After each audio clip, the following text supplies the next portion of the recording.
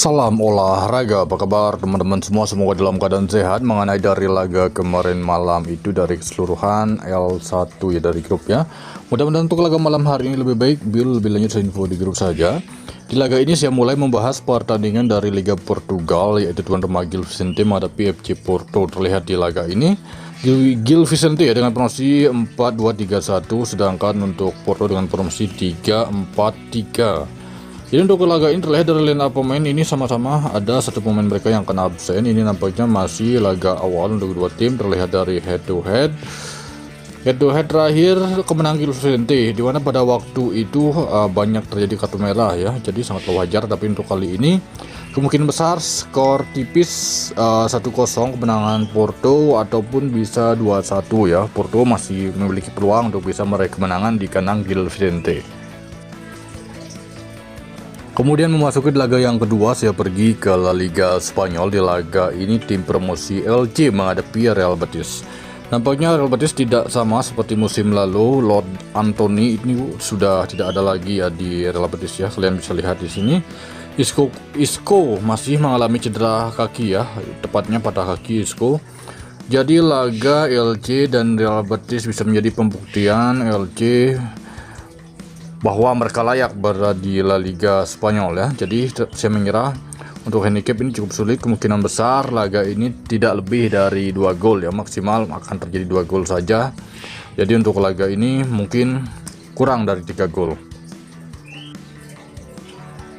Selanjutnya saya pergi ke Liga Premier Inggris. Di laga ini mempertemukan tuan rumah Leeds menghadapi Everton. Leeds tim promosi dari English Championship ya. Ini Strix tampaknya akan menjadi starter di laga ini. Sedangkan Everton dengan formasi 4-2-3-1 ya, sama formasi yang sama.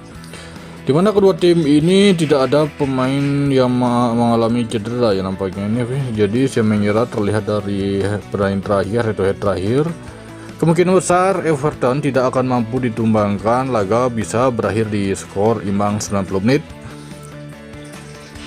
Selanjutnya saya pergi ke Liga 2 Prancis. Di laga ini Le Mans menghadapi Montpellier. Terlihat di laga ini Le Mans dengan formasi 5-3-2, sedangkan Montpellier dengan formasi 4-2-3-1 ya.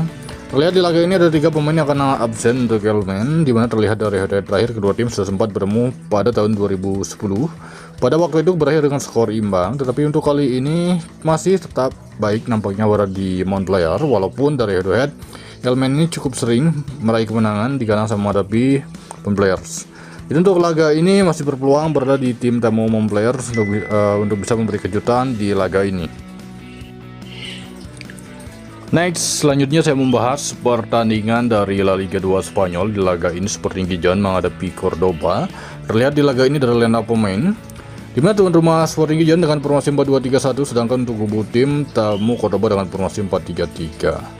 Ini masih pertandingan pertama nampaknya untuk kedua tim dari La Liga 2 Spanyol ya. Oke. Terlihat dari head terakhir kedua tim sudah sempat bertemu pada bulan 3, berakhir dengan skor imbang 1-1. Pada waktu itu Cordoba menjadi tuan rumah. Oke, untuk laga ini nampaknya akan kembali bisa berakhir di skor imbang, atau Cordoba bisa meraih kemenangan di Sporting Gijon.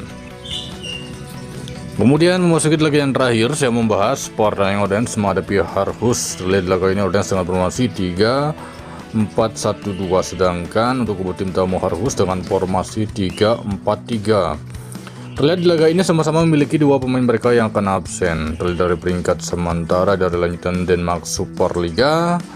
Terlihat Odense peringkat 5, sedangkan Aarhus peringkat 9. Dari peringkat ini cukup jauh, tetapi dari head to head Aarhus ini cukup baik saat menghadapi Odense. Tetapi mengira di laga ini bisa berakhir skor 5 ataupun Odense masih mampu bisa meraih kemenangan di kandang.